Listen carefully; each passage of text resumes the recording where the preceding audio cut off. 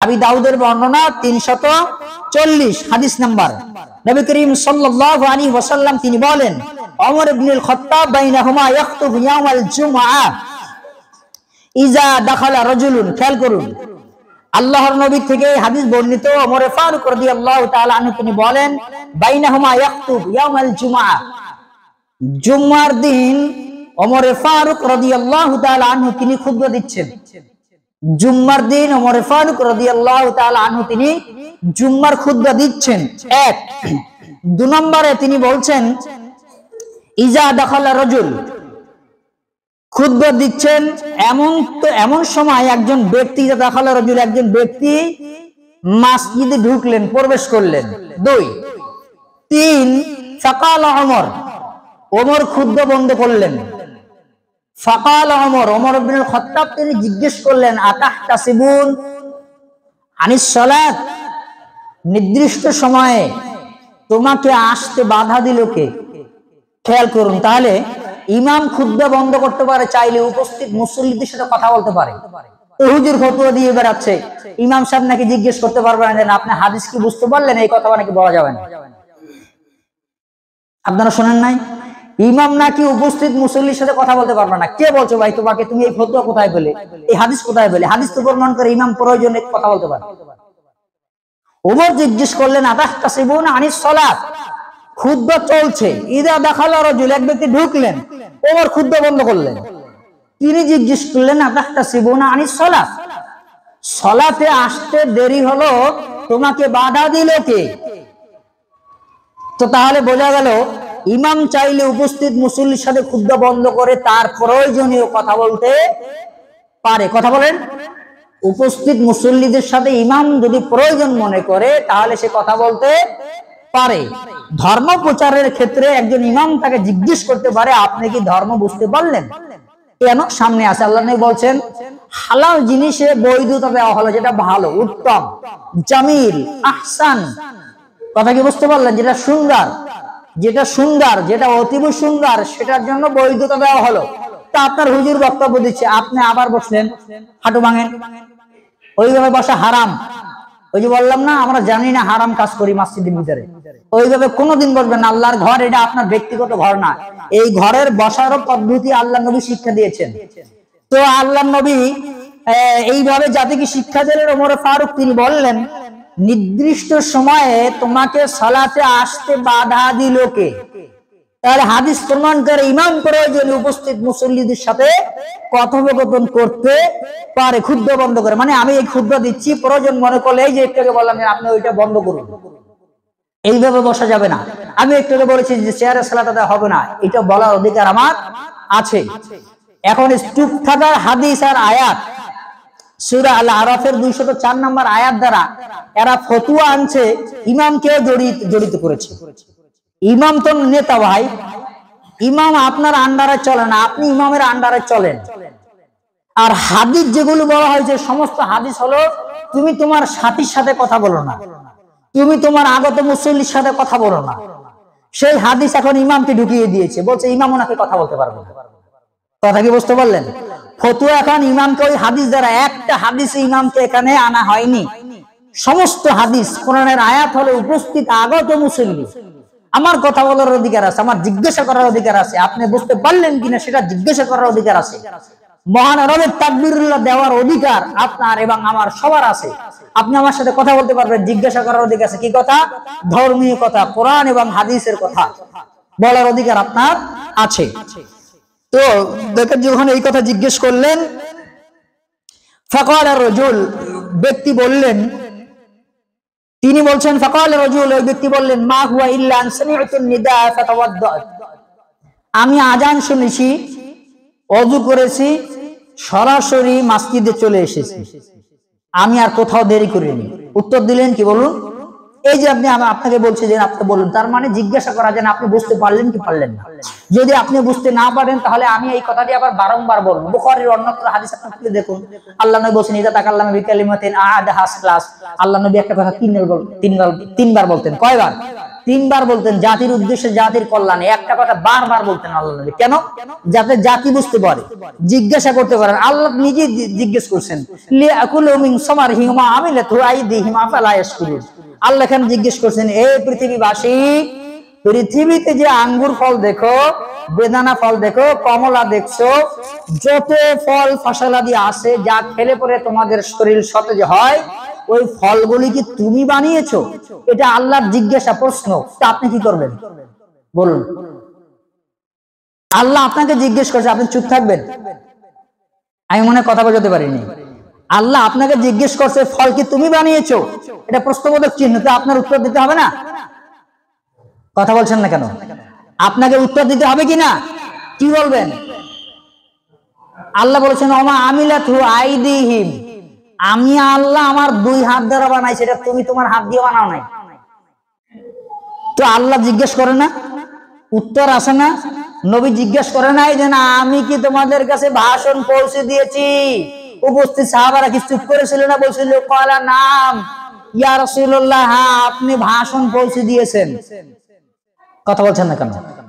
তো হুজুর ফতোয়া দিল যে বক্তব্যের সময়, খুতবার সময় নাকি ইমাম সাহেব এভাবে জিজ্ঞেস করবে, আর এই জিজ্ঞাসা করা নাকি জায়েজ নয়। কেন? আপনি পেলেন কোথায় যে জিজ্ঞাসা করা জায়েজ নয়?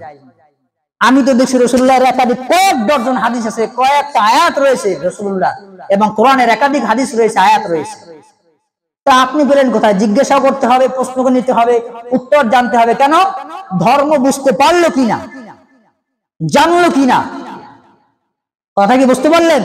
এই যে আমি জিজ্ঞেস করছি, কথা কি বুঝতে পারলেন? এটা নাকি জায়েজ নাই, হুজুর ফতোয়া দিয়ে বেড়াচ্ছে। ইমাম প্রয়োজন মনে করছে তাই জিজ্ঞাসা করছে, আপনি বুঝতে পারলেন কি পারলেন না?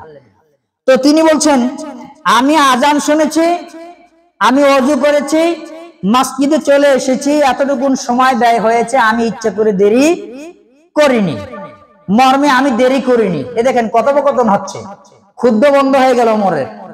ওমরে ফারুক রাদিয়াল্লাহু তাআলা আনহুর খুতবা কি বন্ধ হয়ে গেল? উপস্থিত মুসল্লির সাথে কথোপকথন হচ্ছে, তাহলে কি উপস্থিত লোক কথা বলছে না ওমরের সাথে? আপনারা কথা বলেন না কেন? আমার কথা জবাব দিচ্ছেন না কেন? আমি দলিল দিচ্ছি না, আপনারা কথা বলেন আমার সাথে। ওমরে ফারুক যে জিজ্ঞেস করলো, উপস্থিত ওই যে যুবক, ওই যুবকই কথা বলে নাই, এটা কি জায়েজ হলো না?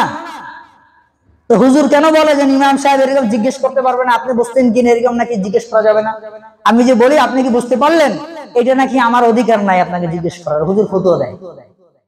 তো ওমর কি ফতোয়া দিল? ওমর তো এখন কথা বলতেছে, কথা বলছে না কেন? ওমর কথা বলছে না? তো বললেন যে আমি এসছি, ওযু করছি, আজান শুনছি, মসজিদে এসেছি, আমি দেরি করিনি।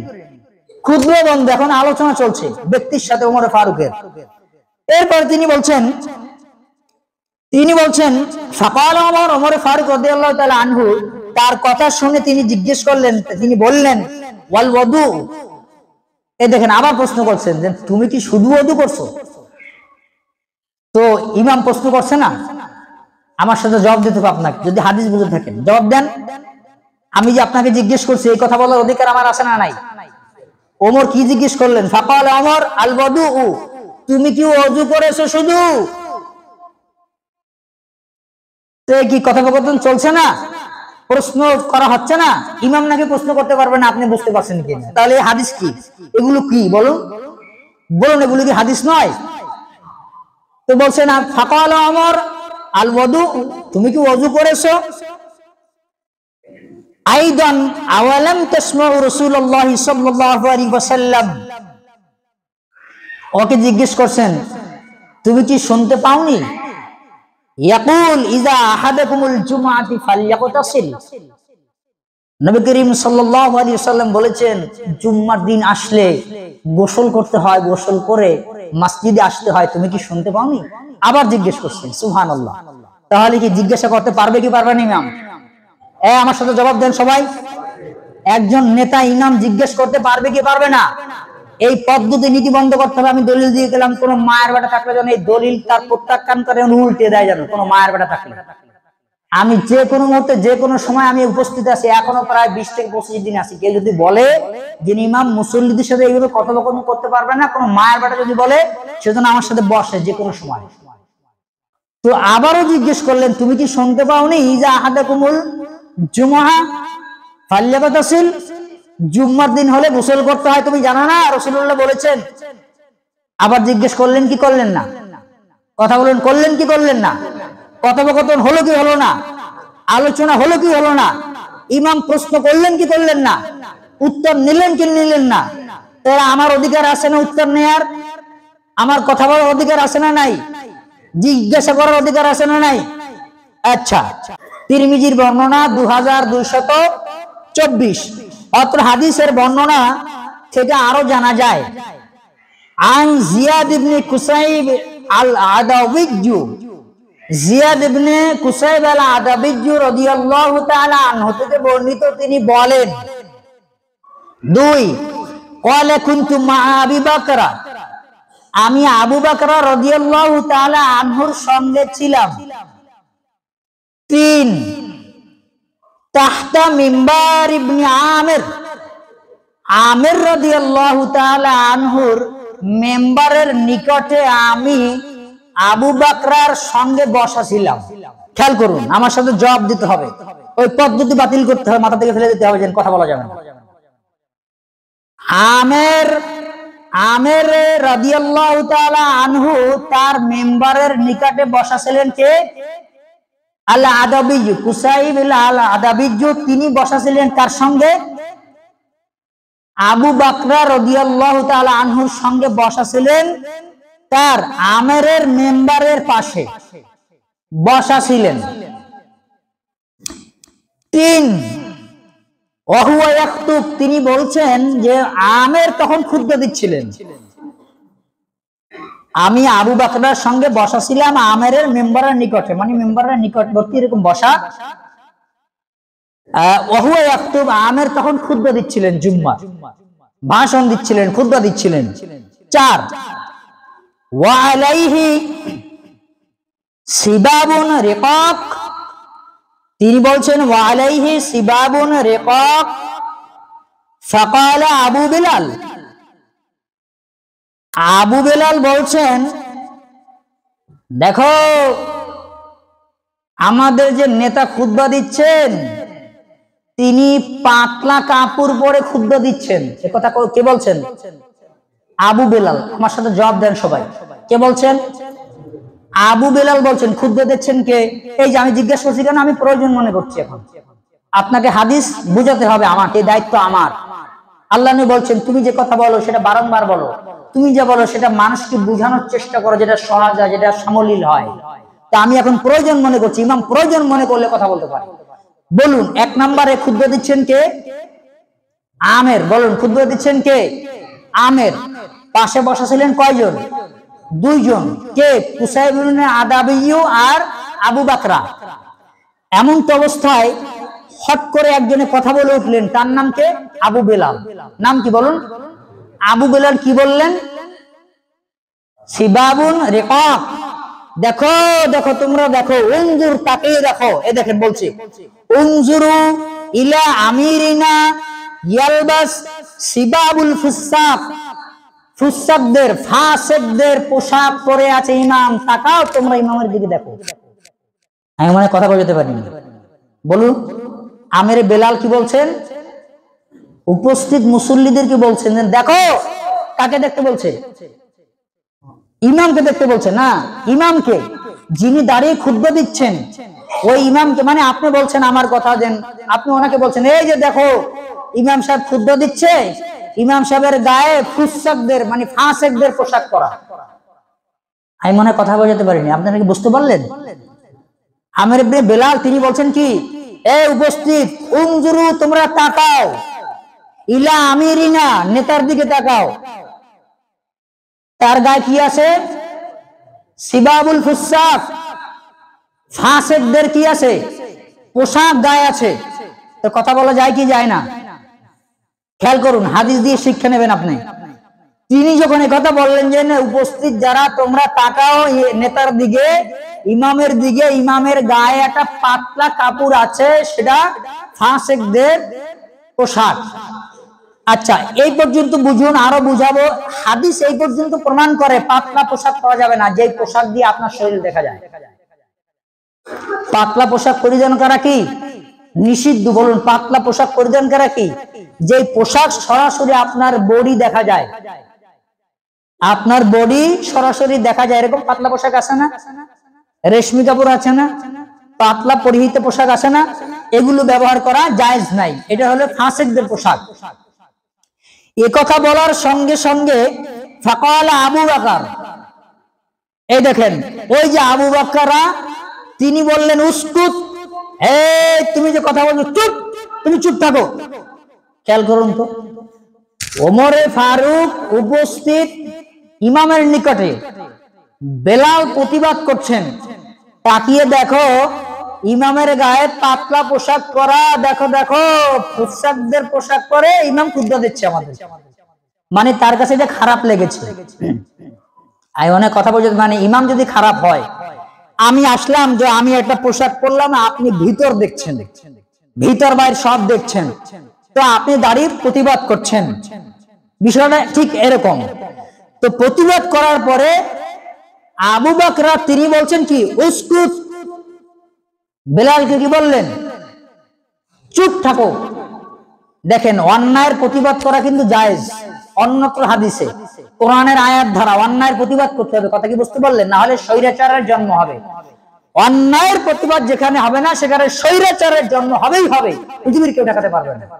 তা অন্যায়ের প্রতিবাদ করলো অন্যায়কারী ইমাম, তার গায়ে ফুসাকদের পোশাক, প্রতিবাদ করলো বেলাল।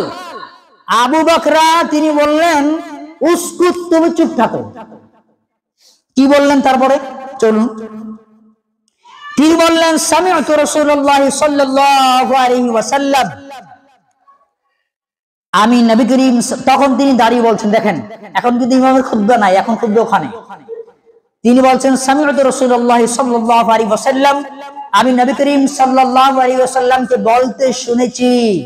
উপস্থিত তোমরা সকলে শোনো, আমি নবীজিকে বলতে শুনেছি। উপস্থিত ছিলেন মানে শুনেছেন মানে কি? তিনি রাসূলুল্লাহর সাথে উপস্থিত ছিলেন, কাছাকাছি ছিলেন।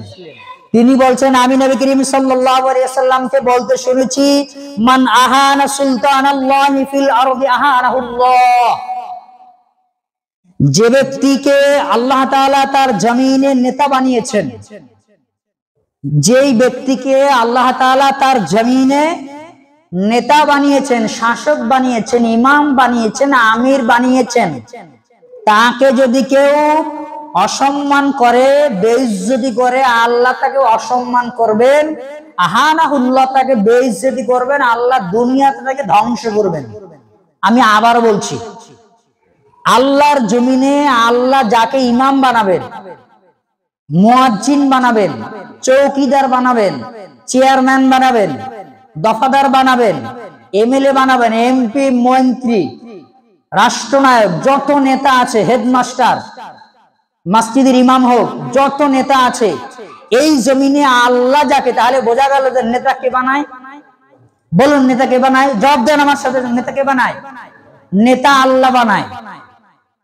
তা আল্লাহর জমিনে আল্লাহ যাকে নেতা বানিয়ে দিয়েছেন, তো সেই নেতাকে কেউ যদি বেইজ্জতি করে, তাহলে আল্লাহ ওই ব্যক্তিকে কি করবেন? বেইজ্জতি করবেন। হাদিস প্রমাণ করে, আল্লাহ নিজে বলেছেন। তাহলে বোঝা গেল ইমাম অন্যায়কারী, মুসল্লিদের সামনে তার সম্মান হানি করা হচ্ছে, এটা নিষিদ্ধ। আমি কি হাদিস বোঝাতে পারলাম? যে ফাসিকদের পোশাক ইমাম গায়ে দিলেন, প্রতিবাদ করলেন, পাল্টা তার বিরুদ্ধে প্রতিবাদ করলেন, উসকুত, তুমি চুপ থাকো, আমি রাসূলকে বলতে শুনেছি নেতার সম্মান হানি করা জায়েজ নাই। বলুন তো, আপনি কোন ভাষা ইমামকে বললেন, ইমাম সাহেব টাইম কি হয় নাই? বলুন, আপনি বেইজ্জতি করলেন। আপনি নেতা না ইমাম নেতা? বলুন, জবাব দিন। আপনি নেতা না ইমাম নেতা? তো বোঝা গেল ইমাম অন্যায় করছে, সময় বেড়ে যাচ্ছে, তাও আপনার কিছু বলার অধিকার নাই। আপনি কি কথা বুঝতে পারলেন? আপনার কি কথা বুঝতে পারলেন যে ইমাম অন্যায়কারী, আল্লাহ বলেছেন আমি ওকে নেতা বানিয়েছি। নেতার আনুগত্য করা কি ফরজ? বলুন, নেতার আনুগত্য করা কি? ওই যে বলেছিলাম না, ভালো লাগলেও নেতাকে মানতে হবে। আপনার বলার অধিকার নাই যে ইমাম সাহেব এখন সময় হয়েছে, এখন টাইম হয়েছে, আপনি দাঁড়ান। আপনার কেনা গোলাম ইমাম নয়। ভালো লাগলেও ইমামকে মানতে হবে, ভালো না লাগলেও কি ইমাম মানতে হবে। যদি আপনি ইমামকে জিজ্ঞেস করেন তাহলে ইমামের সম্মান হানি করলেন। সে যে কোনো মসজিদের যে কোনো ইমাম হোক, চেয়ারম্যান হতে পারে, ইমাম হতে পারে, মুয়াজ্জিন হতে পারে, খাদেম হতে পারে, রাষ্ট্রনায়ক হতে পারে, তার বেইজ্জতি করা, অসম্মান করা জায়েজ নাই কোনো ব্যক্তি। তাহলে হাদিস প্রমাণ করে এইভাবে বেইজ্জতি করা জায়েজ নাই। 7143 বুখারী বর্ণনা, তিনি বলছেন মান রাআ মিন আমিরি শাইআন, উপস্থিত কোন মুসল্লি তারা যদি দেখতে পায়, মান রাআ যে ব্যক্তি দেখতে পায়, মিন আমিরি কোন নেতা কোন ইমামের, শাইআন কোন বিষয়, ফাকারিহা অপছন্দনীয়, ইমামের কোন কার্যকলাপ, তার কথাবার্তা, তার চলন ভালন, মানে নেতা আপনার সামনে দাঁড়িয়ে খুতবা দিচ্ছেন, ভাষণ দিচ্ছেন, কথা বলছেন, মান রাআ মিন আমির শাইআন ফাকারিহা, তোমার যদি অপছন্দ হয় ইমামকে, তোমার যদি ইমামের বক্তব্য ভালো না লাগে, ওই যে বলছিলাম একটু আগে, ইমামের বক্তব্য ভালো লাগছে না, ইমামের কথা আপনার পছন্দ হচ্ছে না, আপনি হজম করতে পারছেন না, আপনি গিলতে পারছেন না, তো এমনটা যদি হয়, আল্লাহর নবী তিনি বলছেন ফাল ইয়াসবির, তুমি ধৈর্য ধারণ করো। তো আপনি কেন ফুট করে কথা বললেন, আপনি কেন লাভ দিয়ে উঠলেন, এটা হারাম। এটা কি বলুন? হারাম। হাদিস প্রমাণ করে ইমামের বক্তব্য, ভাষণ, তার কার্যকলাপ যদি ভালো লাগে না লাগে, তাহলে ফাল ইয়াসবির, আপনাকে চুপ থাকতে হবে। বলুন সবাই, কি থাকতে হবে? চুপ থাকতে হবে। মন থাকবে সবার? 7143 বুখারীর বর্ণনা, ফাল ইয়াসবির, তাহলে সে যেন চুপ থাকে। ফাইন্নাহু লাইসা আহাদুন, ফাইন্নাহু, কেননা, লাইসা আহাদুন ইউফারিকুল জামাআহ, উপস্থিত মুসল্লি খুতবা শুনছে আর আপনার ইমামের বক্তব্য, ভাষণ ভালো লাগেনি, আর আপনি টপ করে কিছু বলে উঠলেন, সময় হলো, অথবা আপনি তার কুচ্চা রটালেন, এরকম কিছু বলে ওঠার সঙ্গে সঙ্গে ইউফারিকুল জামাআত, জামাআত থেকে আপনি ছিটকে পড়ে গেলেন। উপস্থিত মুসল্লি 50 জন, একজনের কারণে বাকি 49 জন সমস্যার সম্মুখীন হলো। কথা কি বুঝতে পারলেন? তো আল্লাহ নবী তখন বলছেন ফাইন্নাহু লাইসা আহাদুন ইউফারিকুল জামাআহ, তুমি ঐক্যবদ্ধ জামাত থেকে ছিটকে পড়ে গেলে, ওই কথার কারণে, বেয়াদবি করার কারণে, ইমামের সাথে তর্কে জড়ার কারণে, ইমামের সাথে বেয়াদবি করার কারণে, তার ভুল ত্রুটি ধরার কারণে, সময় হলো এই কথা বলার কারণে আপনি জামাত থেকে ছিটকে পড়ে গেলেন। তার প্রমাণ উপস্থিত মুসল্লিরা বলে ও চরম বেয়াদব, বলে কি বলে না? ইমামের সাথে তর্কে জড়ালে মানুষ বলে না যে ও চরম বেয়াদব, বদমাইশ, পড়াশোনা করে, বলে কি বলে না? তখন এই উপস্থিত এই জামাত থেকে সে ছিটকে পড়ে গেল। তো আল্লাহ নবী বলছেন ফাইন্নাহু লাইসা আহাদুন ইউফারিকুল জামাআহ, ঐক্যবদ্ধ জামাত থেকে সে ছিটকে পড়ে গেল। আর যে ব্যক্তি জামাত থেকে ছিটকে পড়ে গেল, শিবরান ফায়ামুতু, এমন তো অবস্থায় যদি তার মউত হয়, মরে, মানে জামাত থেকে আপনি একাই দাঁড়িয়ে প্রতিবাদ করে আপনি একা হয়ে গেলেন, সমাজের মানুষ আপনাকে ভালোবাসে না, মহল্লা কওমের মানুষ আপনাকে ভালোবাসে না বেয়াদবি করার কারণে, এমন তো অবস্থায় আপনার মউত হয়ে গেল, মৃত্যু হয়ে গেল। তো আল্লাহ নবী তিনি বলছেন ইল্লা মাতা মিতাতান জাহিলিয়্যা, তার মউত হবে জাহিলিয়তের যুগের। দেখেন কত বড় ভয়াবহ পরিণতি। ইমামের সাথে বেয়াদবি করলো, নেতার সাথে বেয়াদবি করলো, এমন তো অবস্থায় মারা গেল, জামাত থেকে ছিটকে পড়ে গেল, পক্ষ থেকে সে কি ছিটকে পড়ে গেল, এমন তো অবস্থায় তার মউত হলো। আল্লাহ নবী তিনি কি বলছেন? জাহিলিয়্যা, তার মউত হবে জাহিলি যুগের মউত। তো আপনি, আমি মনে করছি কাজটা মনে হয় খুব সুন্দর, এই কাজ করা যাবে না। মর্মে হাদিস প্রমাণ করে, আমরা যে হাদিস শুনলাম, এই হাদিস প্রমাণ করে নম্রতা বজায় রাখতে হবে, ভদ্রতা বজায় রাখতে হবে, আল্লাহর ঘরে চুপ থেকে বসে বসে আল্লাহর বাণীগুলো শুনতে হবে। হাদিস প্রমাণ করে ইমাম কথোপকথন করতে পারে, উপস্থিত মুসল্লিদের সাথে জিজ্ঞাসা করতে পারে, জানতে পারেন, জেনে নিতে পারেন, বুঝতে পারলো কি পারলো না, এই কথা বলার অধিকার ইমামের আছে।